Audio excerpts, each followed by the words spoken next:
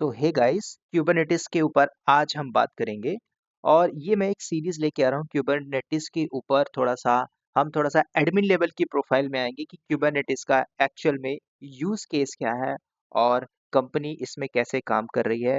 Now अडेज आप अपनी प्रोफाइल को कैसे स्विच कर सकते हो, ये सारी बातें हम सीखेंगे क्यूबरनेटिस के ऊपर। अब आप बोलोगे सर इंट्रोडक्टरी पार्ट क्या होता है, क्यूबरनेटिस के कंपोनेंट क्या होते हैं, ये ऑलरेडी हमने सीखा हुआ है तो हम इसमें बात नहीं करेंगे। आप ये समझिए कि आप मुझसे लाइव ज्वाइन है और हम यहाँ पे डिस्कस करेंगे क्यूबरनेटिस का एक रियल टाइम यूज केस और कंपनी कैसे इस क्यूबरनेटिस के ऊपर आज काम कर रही है, इसको हम देखेंगे। ठीक है, तो सबसे पहले हम समझते हैं back and history of the company. किसी भी कंपनी के अंदर आप जाते हो, कोई भी कंपनी है, किसी भी कंपनी में आज काम कर रहे हो, तो आज मार्केट के अंदर आप अगर देखोगे तो हर कोई आईटी में पहले आना चाह रहा है ना। तो अगर आप देखोगे आज डेवॉप्स के अंदर, आप देखोगे हर कोई आना चाह रहा है डेवॉप्स के अंदर, है ना, जिसको बोलते हैं आईटी इंडस्ट्री के अंदर हर कोई आना चाहता है। तो इस कंपनी के अंदर जो कोई भी आ रहा है उसको ये पता है कि भाई मुझे डेवॉप्स सीख के जॉब लेनी है। क्या डेवॉप्स में क्यूबरनेटिस का एक पार्ट आता है? क्या ये भी एक टूल है जो आपको आनी चाहिए? क्योंकि आपको एक समझना है कंपनी के अंदर जो भी प्रोसेस चल रहा है उस प्रोसेस के अंदर क्या क्या टूल है और उन टूल्स को हम कहाँ पे कैसे डिप्लॉय कर सकते हैं, कहाँ पे करेंगे, ये सारी चीजें हम देखेंगे। अब आप पहले ये समझिए भी किसी भी कंपनी के पॉइंट ऑफ व्यू से थोड़ा सा अगर आप मेरे पॉइंट को समझोगे तो आज किसी भी यूजर की बात करें, यूजर मतलब आप एक कंपनी में एक प्रोफाइल के अंदर बैठे हो, प्रोसेस के अंदर बैठे हुए हो, है ना। तो पहले आप ये समझिए, तो सबसे पहले आप समझो कंपनी की डिमांड को। तो कंपनी की डिमांड क्या है ना। तो पहले आप डिमांड पे आओगे, तो कंपनी के अंदर जो भी डिमांड होती है, तो कोई भी कंपनी, आप पहले ये समझिए कोई कंपनी प्रोडक्ट बना रही है। प्रोडक्ट की बात करें तो जैसे कि आप फेसबुक चलाते हो, है ना, फेसबुक चलाते हो, रील्स देखते हो, है ना। तो जब आप देख रहे हो डिमांड जिसकी बढ़ रही है, डिमांड के साथ साथ प्रोडक्ट भी तो बढ़ेगा ना भाई, है ना। तो ये कंपनी टू कंपनी वेरी करेगा। तो जब आप आईटी इंडस्ट्री हटा दीजिए, जो बंदे नॉन आईटी से आ रहे हैं बोलते हैं सर हम समझ में नहीं आ रहा है, हम क्या करें। तो आप बैकएंड हिस्ट्री में जाओगे तो पहले लोग की हेल्थ की बात करें तो लोगों की हेल्थ भी अच्छी रहती थी, है ना। आज देखो तो हर कोई हेल्थ से ग्रसित है ना। तो ओल्ड जमाने में जाओगे, पुराने जमाने में क्या था, लोगों के पास मोबाइल नहीं था, टीवी नहीं था, कुछ भी नहीं था, है ना। तो उस समय क्या होता था, उस समय ये सारी चीजें थी ही नहीं ना भाई, है ना। लोग पूरा का पूरा जो ट्रीटमेंट होता था देसी जुगाड़ में होता था, है ना। अब देसी की बात करें तो लोग विदेशी को अपना रहे हैं, है ना। अब लोग की हेल्थ खराब हो रही है, लोग बीमार हो रहे हैं। तो जैसे ही बीमार हो रहे हैं तो अब बीमारी के लिए डिमांड किसकी आएगी, मेडिसिन की। तो आप देखोगे कितने सारे हॉस्पिटल आ चुके हैं आज, है ना। तो दुनिया भर की मेडिसिन बन रही है ना, पैरासीटामोल, ये मोल, है ना, दुनिया भर की टेबलेट आ रही है। तो डिमांड बढ़ी है तभी तो आ रही है ना। सिंपल सी बात है। एग्जाम्पल देखो, कोविड आया था, कोविड में क्या हुआ था, कोविड आते ही लोग देखो, कोविड के पहले लोगों को नहीं पता था कि हम हमें सर डिवोर्स में आना है, हमें डिवोर्स में जॉब लेनी है, लोगों को ये भी नहीं पता था। लेकिन कोविड जब आया तो कोविड आने पे डिमांड किसकी बढ़ी। तो डिमांड और सप्लाई में आप देखोगे तो उस समय लोग सैनिटाइजर को नहीं जानते थे भाई, है ना। लोग ऑक्सीजन सिलेंडर को की वैल्यू नहीं समझते थे। उस समय डिमांड थी तो उसकी सप्लाई भी ज्यादा थी, है ना। अब उस प्रॉब्लम से हम लोग आगे निकल चुके, समझ रहे हो। अब उससे हम आगे निकल गए, कहानी खत्म। अब एक प्रोसेस के अंदर जो काम हो रहा है मेडिकल के अंदर चल रहा है, ऐसा नहीं कि उसकी डिमांड नहीं है, अभी भी डिमांड है भाई, हेल्थ की इशू होगी, डेफिनेटली बात है भाई, है ना। तो ऐसे आप मल्टीपल्स इंडस्ट्री ले लीजिए, किसी भी टाइप की इंडस्ट्री हो, हम आप गाड़ी की इंडस्ट्री ले लो, है ना, ऑटो इंडस्ट्री ले लो, मैन्युफैक्चरिंग इंडस्ट्री ले लो, है ना, थर्मल इंडस्ट्री ले लो, कुछ भी आप ले लीजिए। आपको ये समझना है कि जो बंदे आईटी में आ रहे हैं, जो नॉन टेक से हैं और सीखना चाह रहे हैं, उनको ये प्रोसेस नहीं पता, भाई हर कोई कर सकता है इसको, है ना? तो आपको ये समझना है कंपनी की डिमांड क्या है, कंपनी अपने डिमांड के बेस पे काम करती है, समझ रहे हो?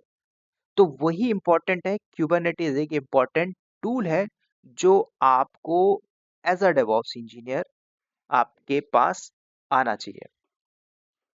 तो आज आईटी की इंडस्ट्री, किसी भी आईटी इंडस्ट्री का नाम ले लो, कंपनी का नाम ले लो, वो कंपनी क्या कर रही है, सॉफ्टवेयर को डेवलप कर रही है ना? और उसको डिलीवर कर रही है। कहाँ पे डिलीवर कर रही है, ये भी तो जानना जरूरी है ना? तो कंपनी के अंदर सॉफ्टवेयर बनाया जा रहा है, उसको डिलीवर किया जा रहा है, तो कौन ये काम कर रहा है, पहले आप चीज समझिए। जो लोग कॉलेज में पढ़ रहे हैं, उनको लगता है सर मुझे ना डेवलपमेंट की ओर जाना है, मुझे मर्न स्टैक करना है, मुझे फुल स्टैक करना है, मुझे फ्रंट एंड करना है। तो आपको ये पता होना चाहिए कि जो डेवलपमेंट है वो क्या कर रहा है, ठीक है?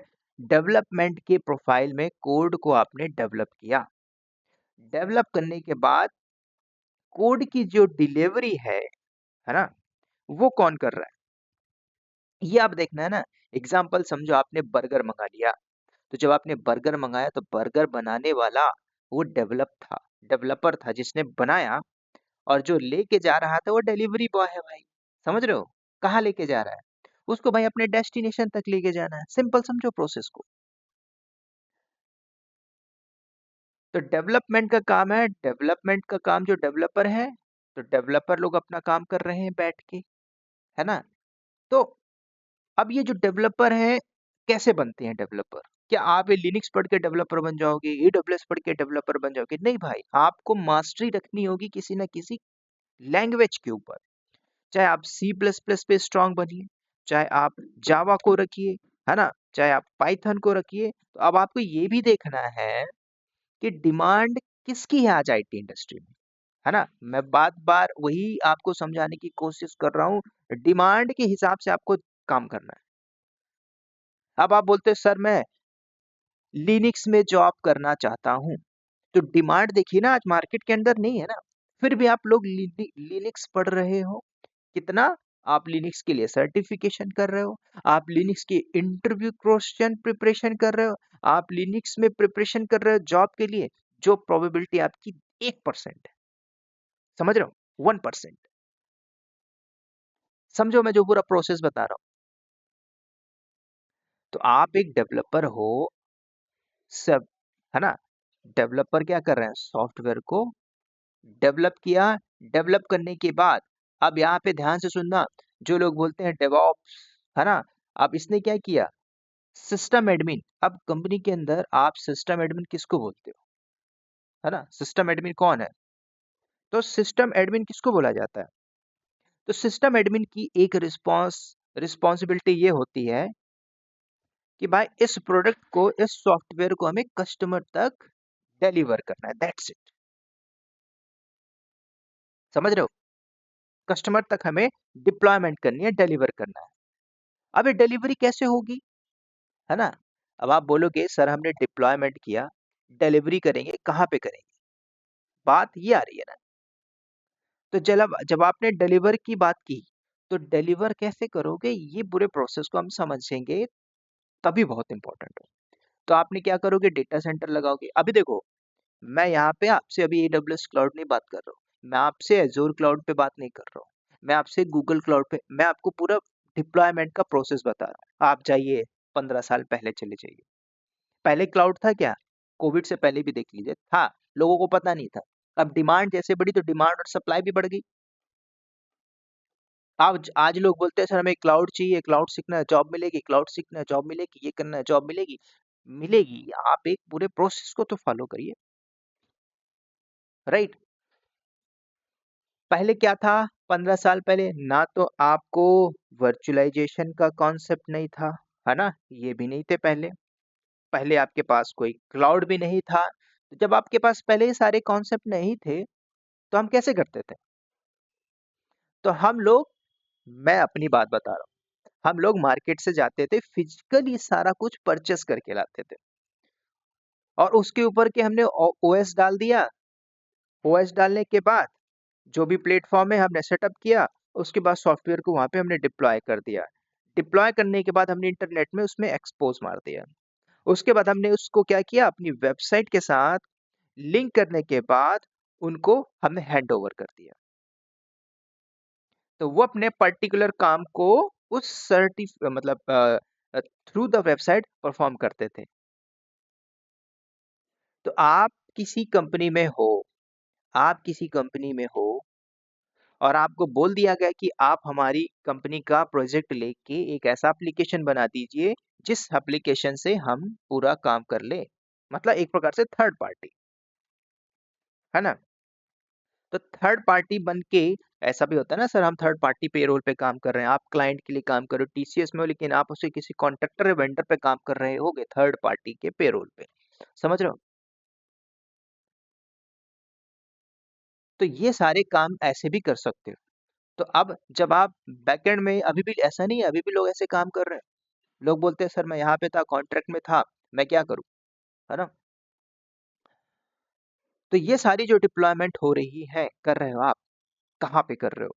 अभी हम कर रहे हैं क्या, खुद का मैनुअल बेसिस पे कर रहे हैं, ठीक है। तो हमने क्या किया, किसी थर्ड पार्टी प्रोजेक्ट पे आप काम कर रहे हो, आपने क्लाइंट के लिए काम किया, आपने पूरा सर्वर लिया, डिप्लॉयमेंट किया, प्लेटफॉर्म लिया, सब कुछ आपने किया और बता दिया आपका ये रहा सर्वर, आपके लिए आपका एड्रेस है, आपकी वेबसाइट है, ये सॉफ्टवेयर ऐसे है, आपको यहाँ पे जाना है, काम करिए, है ना। तो सॉफ्टवेयर आपने डिलीवर कर दिया। फॉर एग्जाम्पल के लिए आप लोग क्लास प्लस में, जैसे, है ना, मैंने क्लास प्लस को यूज किया, तो क्लास प्लस क्या है, वो एक थर्ड पार्टी वेंडर है ना। उसने क्या किया, उसका क्लाइंट कौन है अभी, अगर मैंने उसको यूज किया क्लास प्लस को, तो क्लास प्लस को यूज करने वाला मैं कौन हूँ, उसके लिए क्लाइंट हूँ। तो वो मुझे क्या करता, अपना सॉफ्टवेयर दिया, क्योंकि मैंने उसको परचेस किया एज अ कॉन्ट्रैक्ट बेसिस पे। तो उसने मुझे अपने क्लास प्लस के पूरे फंडामेंटल को बताया, ये हमारा सॉफ्टवेयर है, ऐप है, आप इस पे ऐसे ऐसे काम करोगे, वीडियो अपलोड कर सकते हो, मार्केटिंग कर सकते हो, ये कर सकते हो, वो कर सकते हो, समझ रहे हो। अब क्लास प्लस ने क्या किया होगा, क्लास प्लस ने हो सकता है फिजिकली बनाया हो, लेकिन उसने फिजिकल नहीं बनाया। हमने पूछा तो उसने बताया कि हमने सर क्लाउड पे पूरी डिप्लॉयमेंट की हुई है, समझ रहे हो, क्योंकि क्लास प्लस अभी आया है, समझ रहे हो। अगर सौरभ गांगुली को पहले पता होता तो पहले वो फिजिकली वाला मार्केटिंग कर दिया होता, समझ रहे हो, है ना। तो ये आपको समझना पूरे प्रोसेस को। तो आपको कस्टमर तक डिप्लॉयमेंट प्रोसेस करके देनी है, कस्टमर को क्या प्रॉब्लम आ रहा था, पास्ट की हिस्ट्री में जाओगे तो हमें बहुत सी प्रॉब्लम फेस करनी पड़ती थी। तो प्रॉब्लम को अगर देखोगे इस बीच में, तो मल्टीपल्स प्रॉब्लम आती थी भाई, ठीक है। अब कौन सी प्रॉब्लम आती थी, हमने फिजिकल मशीन खरीदा और फिजिकल मशीन में हमने सॉफ्टवेयर को डाला और कस्टमर को डिप्लॉयमेंट करके दिया। तो कस्टमर को क्या प्रॉब्लम आ रही है, हमको क्या प्रॉब्लम आ रही है। आप एक सिस्टम एडमिन के प्रोफाइल में हो तो आपको क्या क्या प्रॉब्लम मिलेगी, तो प्रॉब्लम क्या आएगी, आप एक सिस्टम एडमिन में हो। देखो, आप पहले प्रॉब्लम नहीं समझोगे तो आप कंपनी के फ्लो को नहीं समझोगे, समझ रहे हो, आप कभी नहीं समझ पाओगे। तो ये चीजें आपको समझनी। तो पहले प्रॉब्लम स्टेटमेंट में हम बात करें, तो अगर आपने सर्वर में डिप्लॉयमेंट किया, कस्टमर को अपने अपनी एप्लीकेशन को आप यहां से एक्सेस करिए, तो ये क्या हुआ, कल को ये सिंगल सर्वर है भाई, किसी भी रीजन से डाउन टाइम में आया, तब ट्रबल शूट में आए, प्रॉब्लम आ गई, है ना। तो ट्रबल शूट करने जब बैठोगे तो सर्वर हमें डाउन टाइम में लेके जाना पड़ेगा, है ना। तो जब आपका डाउन टाइम गया तो कस्टमर उस एप्लीकेशन को नहीं चला सकता। मान के चलो आपने क्या किया, क्लास प्लस से डेवॉप्स बस टेक्नोलॉजी की वीडियोस को खरीद लिया। अब वेबसाइट डाउन कहाँ पे हो गई, डाउन टाइम हो गया, मतलब उसका सर्वर डाउन है क्लास प्लस का, वीडियो नहीं खुल रही है। और 15 लोग उसी टाइम पे एक्सेस कर रहे हैं, 15 लोगों को क्या आ रहा, बग आ रहा है, सर वीडियो नहीं खुल रही, वीडियो नहीं खुल रही। तो वो क्या हुआ, क्या हुआ, प्रॉब्लम हुआ, किसके लिए, कस्टमर के लिए। अब मैं जब उनको रिसॉल्व करने बैठूं तो मेरे लिए भी प्रॉब्लम आया ना, समझ रहे हो। एक प्रोडक्शन के अंदर बैठे हो, उसको प्रॉब्लम आई तो आपको भी प्रॉब्लम आएगी। तो सिंगल सर्वर है, और यहाँ पे सिंगल सर्वर होने की वजह से तो पहले आपको एक बात क्लियर हो गई कि भाई आपको मिला डाउन टाइम, समझ गए। तो जब आपको डाउन टाइम मिला तो आपके कस्टमर भागेंगे, जब आपके कस्टमर भागेंगे तो बिजनेस डाउन टाइम चला जाएगा।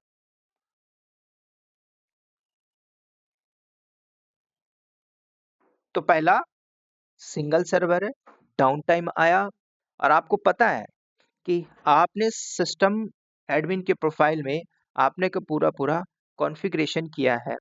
जो कॉन्फ़िगरेशन आपने किया है कुछ लिमिट लेवल पे किया होगा, और यूजर सडनली ह्यूज लेवल पे इम्पैक्ट कर रहे हैं आपकी वेबसाइट के ऊपर। तो जितनी कॉन्फ़िगरेशन थी उतनी कॉन्फ़िगरेशन मैनेज नहीं हो पा रही, है ना?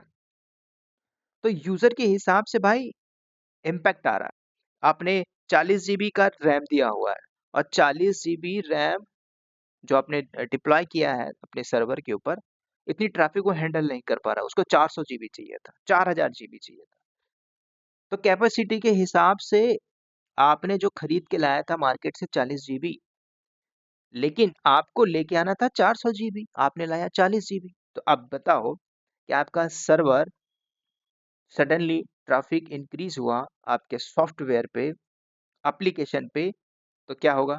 फिर आपको डाउन टाइम मिलेगा। तो आपको हैवी कॉन्फ़िगरेशन चाहिए होगा, तो आप क्या करोगे? फिर आप दौड़ के जाओगे कंपनी की गाड़ी लेके मार्केट जाओगे, फिर और खरीद के लाओगे 500 जीबी का 10 पीस हार्ड डिस्क लेके आओगे, है ना? फिर सेटअप करोगे। तो ये पूरा प्रोसेस जो हो रहा है ये डाउन टाइम के अंदर यार।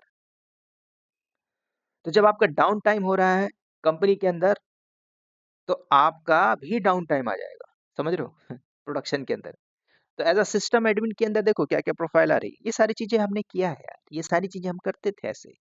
राउटर में आग लग गई, राउटर लेके जाते थे, स्विच में आग लग गई, स्विच लेके चले जाते थे, समझ रहे हो? तो जब आप एप्लीकेशन डिप्लॉय करते हो, तो एप्लीकेशन डिप्लॉय करने के लिए आपको क्या-क्या चाहिए? एक ओएस चाहिए होगा। अब इनमें ये भी देखना है कि भाई हम डिप्लॉयमेंट कहाँ पे करेंगे। तो एज़ अ सिस्टम एडमिन आपको क्या-क्या रिक्वायरमेंट होगी? आपको ओएस चाहिए होगा, एक ऑपरेटिंग सिस्टम लेके आइए, है ना? कोई सा भी ले लो, विंडो ले लो, लिनक्स ले लो। उस समय अगर आप देखो तो विंडो ही ज़्यादा चलता था, ठीक है? उसके बाद एप्लीकेशन को आप यहाँ पे डिप्लॉय करोगे। तो आपने अपने सर्वर पे डिप्लॉयमेंट किया। अब हम थोड़ा-सा इसको दूसरे पैंट में समझते हैं, ठीक है? आपने क्या किया? एक सर्वर लिया, सिंपल, है ना? इसमें ओएस डाल दिया। ओएस डालने के बाद आप इसमें क्या करोगे? अपनी एप्लीकेशन की डिप्लॉयमेंट करोगे, राइट? तो अब इस सर्वर की कुछ ना कुछ कॉन्फ़िगरेशन भी होगी ना, है ना? 20 जीबी रैम है ना? 16 कोर सीपीयू ले लो, और मान लीजिए 600 जीबी की एचडीडी है ना? ये कॉन्फ़िगरेशन मान के चलिए।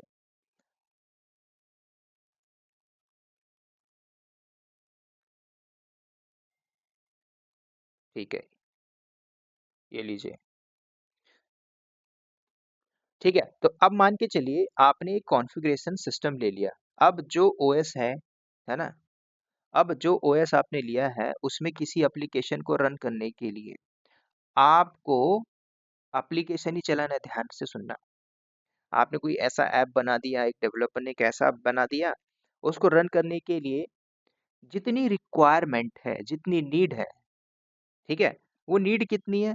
मैं यहाँ पे राइट डाउन कर रहा हूँ। मतलब 500 एमबी चाहिए, ठीक है? 400 कोर सीपीयू चाहिए, है ना? समझो। और 5 जीबी मुझे क्या चाहिए? हार्ड डिस्क चाहिए। सिंपल। मेरे को इतनी नीड थी, इनिशियल में। और आपने कितना लिया हुआ है? 20 जीबी, 16 है ना? CPU, 600 GB hard disk. लेकिन आपको रिक्वायरमेंट कितनी है? आपको इतनी रिक्वायरमेंट है, लेकिन आपने फिजिकली कितना लगा के रखा हुआ है? इतना लगा के रखा हुआ है। तो जब आपने इतना लगा के रखा हुआ है, ध्यान से सुनना, किसी भी एप्लीकेशन को चलाने के लिए आपको ये देखना है कि आपकी रिक्वायरमेंट कितनी है, नीड कितनी है। तो आपने फिजिकल में इतनी क्यों दी भाई? है ना? आपको एक ऐप चलाना ही है, एक ही ऐप चलाना है।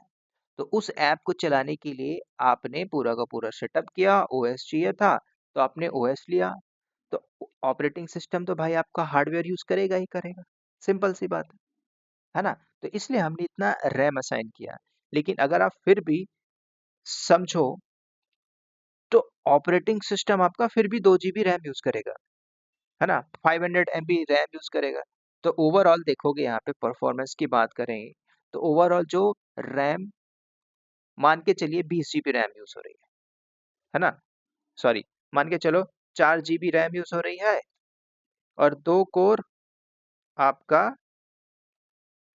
CPU यूज हो रहा है और 30 GB मान के चलो HDD यूज हो रहा है। ठीक है, अगर आपने एप्लीकेशन डिप्लॉय की और ट्रैफिक सडनली आता, इतना आ जाता, तो उस केस में आपकी लोड भी इंक्रीज हो जाती। अगर ट्रैफिक नहीं आ रही उस केस में, है ना, तो फिर आपका जो लिमिटेड है वो भी चलेगा।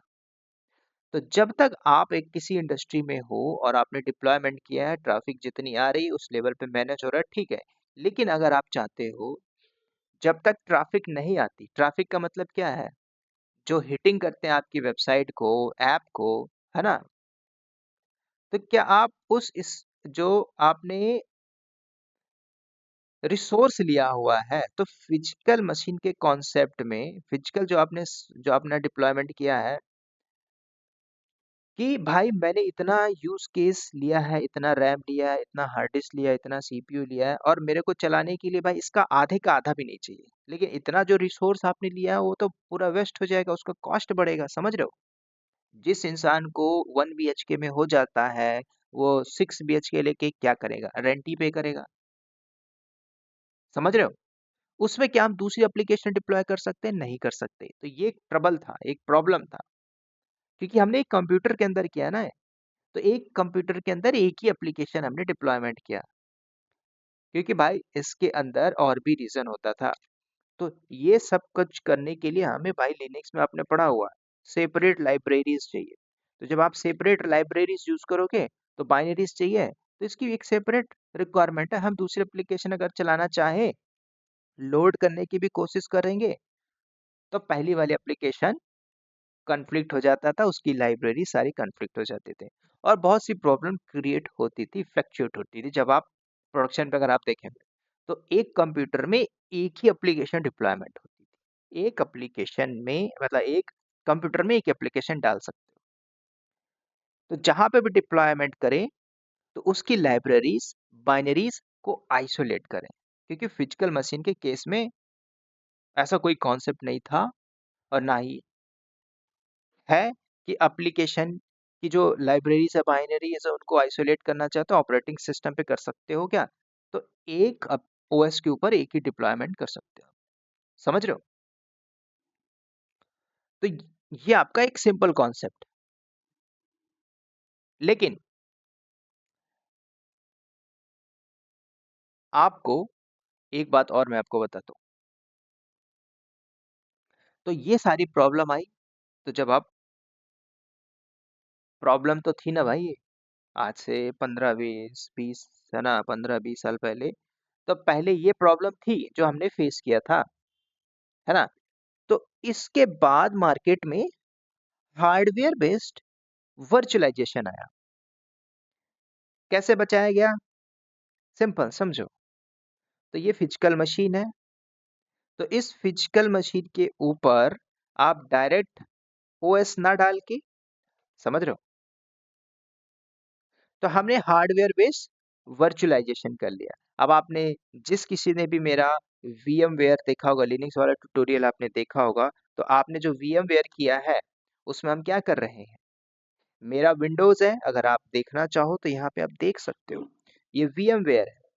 हमने इसमें वर्चुअलाइजेशन किया है कि भाई मेरे पास सपोज 500 जीबी रैम है, और 500 जीबी रैम में अगर आप यहाँ पे देखोगे, तो मैंने अपनी फिजिकल रिसोर्स को यूज करके एक मशीन बनाया हुआ है, एक सर्वर बनाया हुआ है, और इस सर्वर में आप देखोगे तो मेमोरी में 2 GB ले रहा हूँ, जबकि मेरे पास कितना है, 500 जीबी या फिर 250 जीबी मेरे पास रैम है, तो मैंने 2 GB यहाँ पे दे दिया।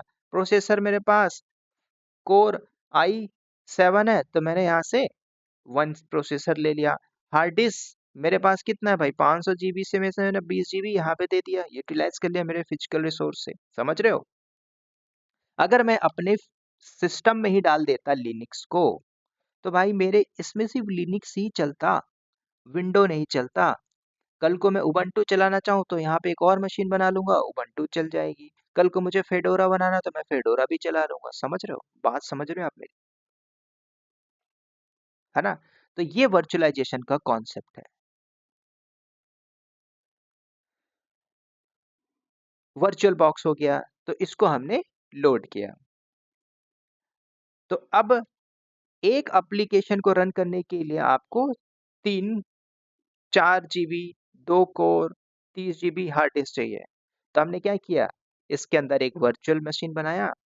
अभी मैंने आपको बता दिया भाई, मुझे वर्चुअल मशीन बनाया भाई, क्योंकि इस एप्लीकेशन को मतलब इसमें VMware चलाना है, मुझे इतना चाहिए ही चाहिए। ठीक है? तो इतना हमने दे दिया, समझ रहे हो? तो हम लोगों ने यहाँ पे वर्चुअलाइजेशन कॉन्सेप्ट लेके आया, है ना? तो जिसमें मैं अपने विंडो विंडो में मैंने क्या किया, ये मेरा विंडो सिस्टम है ना? विंडो है, विंडो 11 है।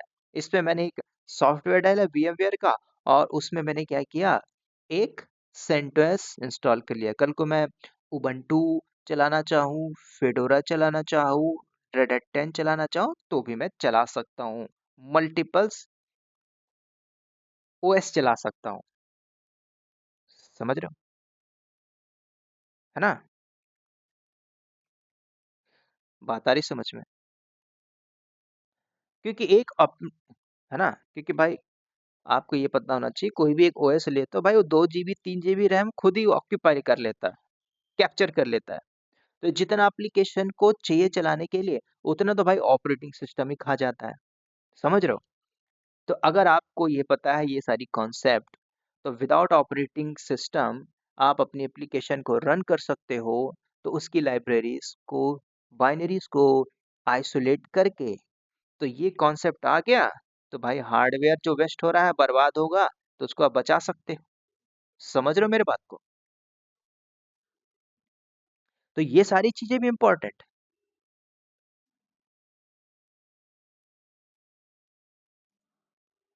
तो अब ये समझिए, तो ये सारे हार्डवेयर हैं। इन सारे हार्डवेयर को अगर आप एक ऑपरेटिंग लोड करते हो, ऑपरेटिंग सिस्टम, और उस ऑपरेटिंग सिस्टम के अंदर सॉफ्टवेयर बेस्ड वर्चुअलाइजेशन कर देते हो, ठीक है, लोड कर दीजिए। तो सॉफ्टवेयर बेस्ड वर्चुअलाइजेशन सेटअप करते हो, तो सेटअप करने के बाद आपका ये फ्लेक्सिबिलिटी मिली ना, 2 जीबी आपको पता है कि भाई यहाँ पे 2 जीबी स्टार्टिंग इनिशियल मोड में खा ले रहा है ये, है ना? प्रोसेसर ले ले रहा है इनिशियल मोड के अंदर।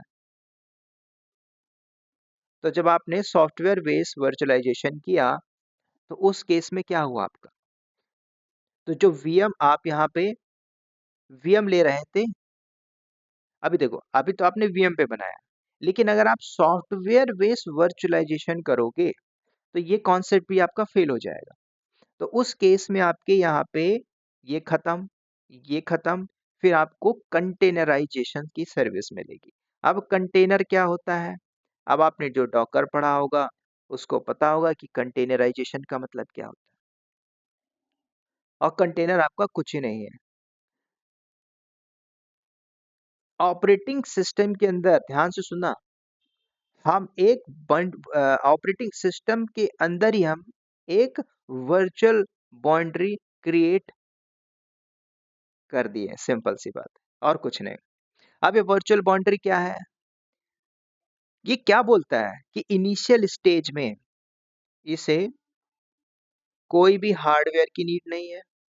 अगर VM के केस में यूज कर रहे हो, तो VM बनाया, तो VM के केस में हार्डवेयर रिसोर्स दे दिया, 2 GB दे दिया, 20 GB दे दीजिए, तो उसने ले लिया। वो रन करे ना करे, आपने दे दिया, वो खा लिया आपका हार्डवेयर। तो कंटेनराइजेशन के केस में इसे कोई हार्डवेयर की जरूरत नहीं है इनिशियल स्टेज के अंदर, समझ रहे हो? तो इस कंटेनर के अंदर, और ये बोला जाता है कि अगर आपने इसके अंदर OS अगर आपने डाल दिया या लोड करोगे, तो जब आप OS को डालोगे, अपलोड मारोगे, तो कौन सी करोगे, समझ रहे हो? लाइट वेट भाई, लाइट वेट। अब लाइट वेट का मतलब क्या होता है ना? लाइट वेट का मतलब क्या हुआ? अब कंप्लीट ऑपरेटिंग सिस्टम और लाइट वेट ऑपरेटिंग सिस्टम को अगर आप थोड़ा सा जानने की कोशिश करोगे, तो मैं आपको थोड़ा सा बताता हूँ। कस्टमाइज का मतलब क्या हुआ भाई? OS में मैंने लोड किया, एक, ध्यान से सुनना, जो कोई डेवलपर है, ठीक है, तो उस ओएस को बनाने में जो भी कोडिंग प्रोग्रामिंग की गई होगी, है ना? तो जैसे कि आप सेंटोस 9 ले लो, तो सेंटोस 9 आपने देखा था, तो सेंटोस 9 का साइज कितना है भाई? 9 जीबी का साइज है इसका, है ना? विंडोज उठाओगे तो विंडोज का 6 जीबी है ना? तो आप देखोगे तो साइज इतना हैवी हैवी साइज का ओएस बना हुआ है। क्यों है भाई ये? क्योंकि ऑपरेटिंग सिस्टम जो कंपनी के अंदर जिसने डेवलप किया वो सारे फीचर्स ऐड किया जा रहा है। अगर आपने सेंटोस 7 देखा होगा तो भाई वो 6 से 7 जीबी का था। अब 9 आ गया, 10 जीबी का है, 11 है, 10 है, फिर ये साइज बढ़ता जाए, उसके अंदर डेवलपर फीचर्स को ऐड करते जाते हैं। समझ रहे हो? तो जैसे डेवलपर ने फीचर्स ऐड किया तो वैसे वैसे भाई साइज भी बढ़ता जाएगा। तो जैसे साइज बढ़ा तो क्या हो गया? सॉफ्टवेयर की साइज बढ़ गई, तो साइज बढ़ गई तो भाई रिसोर्स भी बढ़ाना पड़ेगा, है ना? इसलिए बोलते हैं कि सर मेरे पास ना 4 जीबी रैम है और 250 जीबी हार्ड डिस्क है, तो आपका सिस्टम पहले ही बैठ जाएगा अगर आप उस पे ये चलाते हो। बात क्लियर है?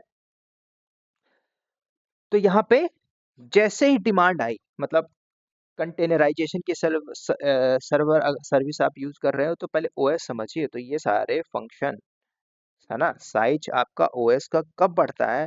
जब आपने देखोगे उसके अंदर कुछ ना कुछ डेवलप किया गया, डेवलपर ने डेवलप किया, ऐड किया, सारा कुछ डिप्लॉयमेंट किया, है ना? पहले विंडो एक्सपी चलता था, उसकी कोई जरूरत थी? साइज क्या भाई, 600 एमबी का था भाई, 600 एमबी का था विंडो एक्सपी। आज कौन देखता भाई विंडो एक्सपी? काम किया आपने? राइट? तो पुराने जमाने की चीजें आपको देखना है, मतलब देखना नहीं है, लेकिन हाँ आपको ये बात तो जाननी पड़ेगी ना, राइट? तो ये सारी चीजें आपको थोड़ा सा मैंने बैक लेवल की बताई। अब अब हम क्या करेंगे? अब मैं क्या करूंगा? आप किसी प्रोडक्शन पे बैठते हो तो हमें क्या करना है भाई? मुझे पता है कि भाई मुझे विंडोज 11 डालना है, ठीक है? तो आपको हैवी लोड नहीं करना है, ठीक है?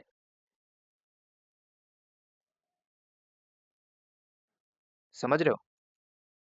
या फिर मान के चलो, देखो लिनक्स में आपने एक कॉन्सेप्ट पढ़ा होगा, लाइब्रेरीज, बाइनरीज और सेल, ठीक है? अगर ये तीन कॉन्सेप्ट अगर समझते हो, इनको मिला के हमने एक ओएस बना दिया है। तो जब आपने इसको मिला के ओएस बनाया तो उसका साइज कितना होता है पता है? एक्चुअल में देखोगे तो 25 एमबी, 40 एमबी। समझ रहे हो? और आप क्या करो भाई, ये लाइट वेट ओएस डाल दीजिए। कहाँ पे? अपने कंटेनर के ऊपर लोड कर दिया हमने, खत्म। तो 10 एमबी हो, 20 एमबी हो, 40 एमबी हो, 30 एमबी हो, तो 10 एमबी के अकॉर्डिंगली वो कितना रैम लेगा, है ना? 10 एमबी के हिसाब से वो 8 एमबी रैम को यूज कर रहा है, 40 एमबी में वो 35 यूज कर रहा है ना? 50 एमबी में 10 एमबी यूज कर रहा है ना? क्योंकि साइज कम हो, जब आपने कस्टमाइज किया तो उसके बाद साइज कम हुआ, तब आप अपनी एप्लीकेशन को लोड कर सकते हो। तो जब आपने एप्लीकेशन को लोड मारा, तो लोड मारने के बाद तो उसको इनिशियल लेवल पे जितनी चाहिए वो तो चलेगी ही चलेगी, है ना? उसके बाद अब आपको दिमाग में आ गया होगा कि सर इस ऑपरेटिंग सिस्टम को हमने लिया, तो भाई कर्नल कहाँ गया? तो ओएस बिना कर्नल के तो चलता ही नहीं है। ओएस बिना कर्नल के तो चलता ही नहीं। तो ओएस आपका बेस को यूज करके चलाएगा, समझ रहे हो? वो आपके बेस से उठा लेगा। तो एक एप्लीकेशन को आइसोलेट किया, एक एप्लीकेशन को आपने आइसोलेट किया, तो जब आपने आइसोलेट किया तो उसको अपने आप पता चलेगा भाई कि मेरा एप्लीकेशन इसमें चल रहा है, ठीक है? दूसरा बोलेगा मेरा एप्लीकेशन इसमें खुद का चल रहा है, तीसरा बोलेगा मेरा एप्लीकेशन खुद का इसमें चल रहा है ना? तो हार्ड ड्राइव कितना ही किया, जितना जरूरत था उतना ही यूज किया। कंटेनराइज के केस में तो अगर आप डिफरेंट डिफरेंट एप्लीकेशन चलाने की कोशिश करो तो अलग एक और कंटेनर ले लीजिए और वहां पे एक और एप्लीकेशन डिप्लॉय कर सकते हो। समझ रहे हो? यही है कंटेनराइजेशन। और जिस किसी ने डॉकर को पढ़ा होगा, डॉकर कंटेनर देखा होगा, उसको ये बात पूरी तरीके से क्लियर हो गई होगी, है ना? कंटेनर का कॉन्सेप्ट क्या है, समझ रहे हो? तो इस तरीके से पूरी की पूरी क्या की जाती है, डिप्लॉयमेंट की जाती है। ठीक है, तो क्लियर हुआ यहाँ तक बात। अब ये पूरा कंटेनराइजेशन का कॉन्सेप्ट, ठीक है? तो ये भी कॉन्सेप्ट आज देखोगे,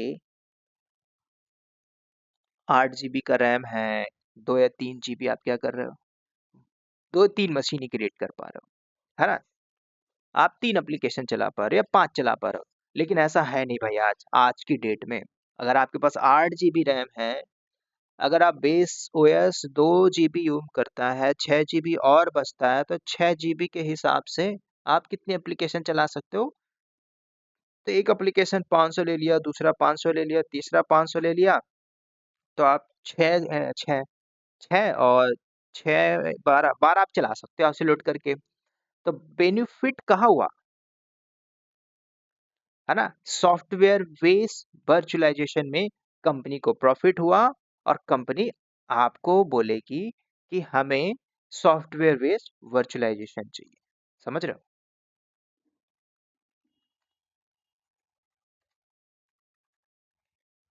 सॉफ्टवेयर बेस्ड वर्चुअलाइजेशन। तो अब ये बताइए, कंपनी के पॉइंट ऑफ व्यू से, कंपनी के कॉस्ट को बताते हुए आप कौन से टूल को यूज करोगे, है ना? तो अब क्या हुआ, ये तो ठीक है, यहां तक तो कहानी ठीक हो गई। हार्डवेयर वर्चुअलाइजेशन, है ना, वीएम को हटा दिया, अब ये कंटेनराइजेशन सर्विस है। अब इसके बाद भाई ध्यान से सुनना, कंटेनराइजेशन के बाद अब आप देखोगे तो क्लाउड आ गया मार्केट के अंदर। तो जब आपके पास क्लाउड आ गया तो क्लाउड क्या बोलता है, तो क्लाउड में तो किराया रखता है ना आपका। तो जब से सॉफ्टवेयर बेस्ड वर्चुअलाइजेशन आया है और जो डेवलपर है वो अपनी स्किल्स पे काम कर रहे हैं, डेवलपर्स,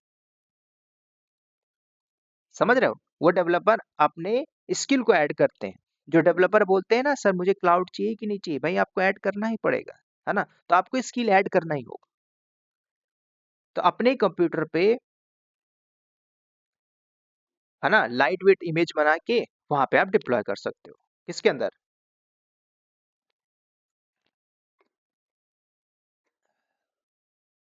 जैसे आपको सिस्टम एडमिन के पास जाते थे भाई डेवलपर कि सर, सुनील सर, एक सर्वर दे दीजिए। कहाँ पे दे दीजिए? सर मैंने एक कोड लिया है, बनाया, उसको टेस्ट करना है, सर्वर दे दीजिए। तो वो रिक्वेस्ट करता था। आज डेवलपर को बोलो भाई अपना कोड बना के खुद रन कर लेगा। समझ रहे हो? क्योंकि आज टेक्नोलॉजी बढ़ गई। तो एज अ सिस्टम एडमिन पहले हम यूज करते थे ना, अब कंपनी ने डिसाइड किया, तो जो आपका प्रोडक्शन एनवायरनमेंट है, तो प्रोडक्शन एनवायरनमेंट के अंदर आपके पास हो सकता है कस्टमर को सॉफ्टवेयर डिलीवर करने के लिए बहुत सारे फिजिकल सर्वर चाहिए होते थे, वो हमें, या फिर आप यूज कर रहे हो, तो ये फिजिकल सर्वर आप कंटेनर सर्विस यूज नहीं कर सकते क्या? समझ रहे हो? कंपनी अपने आप को अपग्रेड करती है ना, तो आपको भी अपग्रेड करना पड़ेगा। तो बात आई भाई, जब ऐसा कर सकते हैं, तो जब हम ऐसा कर सकते हैं तो प्रोडक्शन के अंदर जो फिजिकल मशीन हम यूज कर रहे थे अपने डिप्लॉयमेंट के लिए, तो हम वर्चुअलाइजेशन, हार्डवेयर वर्चुअलाइजेशन के केस में हमने अपने आप को शिफ्ट किया, या फिर आपने क्लाउड पे यूज कर लिया, है ना, वीएम बना के सेटअप करते थे, है ना? तो आपको ये समझना है कि क्या आप कंटेनराइजेशन सर्विस को यूज नहीं कर सकते हैं? तो प्रोडक्शन लेवल पे बैठे हो, प्रोडक्शन के लेवल पे, तो प्रोडक्शन इन्वायरमेंट में अगर आप कंटेनराइजेशन को यूज करना है, तो सवाल ये आता है, तो फिर आपको उसका मैनेजमेंट भी करना होगा, कंटेनर का मैनेजमेंट करना होगा। कल को कोई कंटेनर डेड हो गया तो उसकी रिकवरी कैसे होगी? समझ रहे हो? किसी कंटेनर पे स्टोरेज कैसे आएगा? स्टोरेज को कैसे अटैच किया जाएगा? हाई अवेलेबिलिटी कैसे हैंडल किया जाएगा, किसी कंटेनर के अंदर ड्यूरेबिलिटी कैसे मैनेज की जाएगी, तो किसी कंटेनर के ऊपर ट्रैफिक को कैसे मैनेज किया जाएगा, समझे? तो ये सारी चीजें आएंगी। बग आएगा, एरर आएगा, आपके कंटेनर के ऊपर आरपीसी गेट एरर आया, उसको कैसे मैनेज किया जाएगा। तो बहुत सी ट्रबल शूटिंग आपको मिल रही है। तो मार्केट के अंदर तो कंटेनराइजेशन मैनेजमेंट टूल आया। अब ये क्रिएट कैसे करते हैं? सॉफ्टवेयर बेस्ड वर्चुअलाइजेशन के बेस पे ही करते हैं। समझ रहे हो? बहुत सी कंपनी है मार्केट के अंदर जो आपको पता है कंपनी आपको देती है। डॉकर, जैसे डॉकर आपने देखा हुआ, डॉकर क्या है? Software based virtualisation. डॉकर है आपका पास, आप डॉकर को लोड मार लीजिए, जिसने डॉकर देखा उसको पता होगा। समझ रहे हो? आप डॉकर लोड कर लीजिए, बना लीजिए। और भी है, पॉडमैन है ना, सारी चीजें मार्केट के अंदर आप उनको यूज कर सकते हो। तो आप चाहो तो कंटेनराइजेशन को यूज कर सकते हो। कंपनी टू कंपनी वेरी करेगा, फिर मैं आपको बता रहा हूँ, है ना। आपका क्रायो है, बहुत सारा है। तो डॉकर के अंदर कंटेनर चलाने के लिए आपको कंटेनराइजेशन के लिए मतलब सॉफ्टवेयर वर्चुअलाइजेशन चाहिए। तो कंपनी बोलती है हाँ भाई हम डॉकर को ज्यादा यूज करते हैं। समझ रहे हो?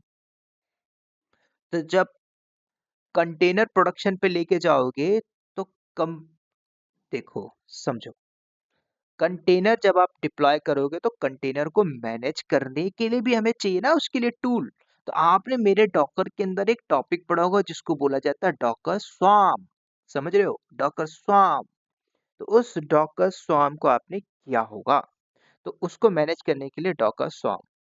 अब डॉकर स्वाम इतना 100% लाइबिलिटी नहीं था, परफेक्ट नहीं था। जिस समय डॉकर स्वाम आया था उस समय मैनेज करने के लिए मार्केट में उसका कौन आ गया था? बैक बेंचर आ चुका था मार्केट में। कौन? क्यूबरनेटिस आ गया था उसी समय पे। समझ रहे हो? क्यूबरनेटिस। और क्यूबरनेटिस ऐसा है बिग इन्वायरमेंट के लिए आज प्रोडक्शन के अंदर डिप्लॉयमेंट बहुत जरूरी है। कंपनी के अंदर ऐसा इन्वायरमेंट है, ह्यूज लेवल का डिमांड है आपका, तो फिर भाई आप क्यूबरनेटिस का इस्तेमाल करोगे ही करोगे। किसके लिए? क्यूबरनेटिस को यूज करोगे अपने कंटेनर को मैनेज करने के लिए। और इसलिए इसको परफेक्ट समझा जाता है प्रोडक्शन के अंदर। राइट नाउ 2024-25 जब कंटेनराइजेशन का है ना, ये कॉन्सेप्ट लोगों को पहले पता नहीं था, उसके पहले गूगल नाम की कंपनी ने, आपको पता है, अपने इन्वायरमेंट में यूज करती थी कंटेनराइजेशन का कॉन्सेप्ट यूज कर रही थी। समझ रहे हो? डेवलपर के थ्रू डेवलपमेंट किया हुआ था, है ना, वो सारी चीजें यूज किए हुए थे, प्रोडक्शन पे यूज कर रहे थे। तो जब वो प्रोडक्शन पे यूज कर रहे हैं कंटेनराइजेशन का, इसका मतलब तो उसको मैनेज करने वाले भी टूल चाहिए। समझ रहे हो? वो पहले से यूज कर रहे थे क्यूबरनेटिस का, इसलिए हाईली डिमांड है क्यूबरनेटिस। समझ रहे हो?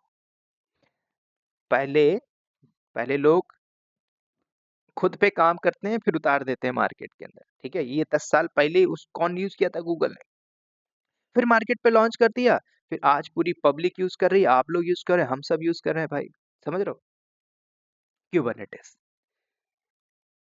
है ना। तो क्यूबरनेटिस नाम की एक टेक्नोलॉजी है, तो कंटेनर मैनेज करने के लिए आप इसको यूज करोगे। और ये भी आपका ओपन सोर्स है। समझ रहे हो? अपने नीड के हिसाब से आप सारी चीजें कस्टमाइजेशन कर सकते हो। समझ रहे हो? ये सारी चीजें 2014 से चल रहा है। समझ, 2014 से सारी चीजें चल रही हैं। समझ रहे हो? और इस गूगल नाम की कंपनी ने इसको पहले यूज किया था। जब गूगल यूज करती थी, पता है ना, गूगल इसको यूज करती थी, और गूगल यूज करने के बाद फिर इसको डोनेट कर दिया।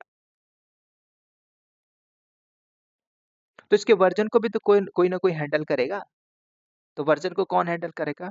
तो जब ओपन सोर्स ऑर्गेनाइजेशन देखोगे तो आपको पता है भाई, लिनिक्स टोरवाल्ड।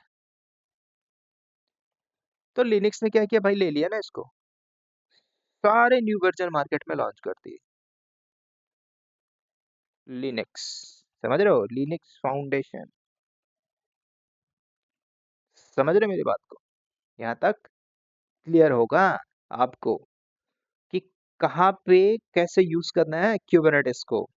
तो आप लिनक्स फाउंडेशन क्या कर रहा है, क्यूबरनेटिस के वर्जन लॉन्च कर रहा है मार्केट पे। अब आप इन सारे वर्जन को यूज करिए। नए वर्जन है, जो भी वर्जन अपडेट होता है 3 पॉइंट, है ना, 99, उस वर्जन को आप डिप्लॉय करिए, यूज करिए। तो ये सारे कॉन्सेप्ट थे क्या, क्यूबरनेटिस के। अगर आप देखना चाहो तो आप जरा सा जाइए गूगल में और चेकआउट करिए क्या, लिनक्स फाउंडेशन। ठीक है, तो ये रहा लिनक्स फाउंडेशन। अब लिनक्स फाउंडेशन के अंदर अगर आप देखोगे तो यू कैन सी, है ना, ट्रेनिंग, क्यूबरनेटिस, सी के administrator, explore food catalogue, certificate catalogue, क्या क्या करना चाहते हो तो आप यहाँ पे सारी चीजें चेकआउट कर सकते हो। समझ रहे हो? तो आपकी ऑर्गेनाइजेशन है, आप किसी ऑर्गेनाइजेशन में कर रहे हो, तो आपको ये सारी चीजें जाननी जरूरी है। ठीक है, अब यहाँ से बहुत सारे सर्टिफिकेशन होते हैं, सर्टिफिकेशन के ऊपर मत जाना, मैंने आपको बार बार बोला सर्टिफिकेशन आप यूं कर लोगे आंख खोल के। समझ रहे हो? आपको ये सारी चीजें देखना होगा। और इसके अंदर जाओगे तो सीके सर्टिफिकेशन एडमिनिस्ट्रेटर, इसके सारे एग्जाम होते हैं, है ना, ये सारी चीजें हो जाती है प्रॉक्सी से। आप इस पे मत जाओ, फोकस ऑन द नॉलेज के बेस पे। ठीक है, तो क्यूबरनेटिस का यूज केस था दोस्तों, मैंने आपको बताया यूज केस कहाँ पे यूज केस करोगे। इसके बाद क्यूबरनेटिस के फर्दर आगे हम बात करेंगे नेक्स्ट ट्यूटोरियल पे। होप आपको ये पूरा पिक्चर कॉन्सेप्ट क्लियर हो गया होगा, क्यूबरनेटिस का कैसे कहाँ पे कैसे डिप्लॉयमेंट करना है। अब एक बात आपको लास्ट में जरूर बोलूंगा, जिस किसी ने डॉकर पढ़ा है वही कुबरनेटिस पढ़ेगा, अदरवाइज आपको क्यूबरनेटिस पे डायरेक्ट जंप नहीं करना है। पहले लिनक्स करना है, फिर एडब्ल्यूएस करना है, पहले लिनक्स करना है, फिर एडब्ल्यूएस करना है, फिर डॉकर करना है, फिर क्यूबरनेटिस करना है। ठीक है, पहले डॉकर क्यूबरनेटिस नहीं करना। ठीक है, होप आपको बात समझ में आई होगी दोस्तों। इस वीडियो में इतना ही, मिलते हैं नेक्स्ट वीडियो में, तब तक के लिए bye bye, take care and wish you all the best.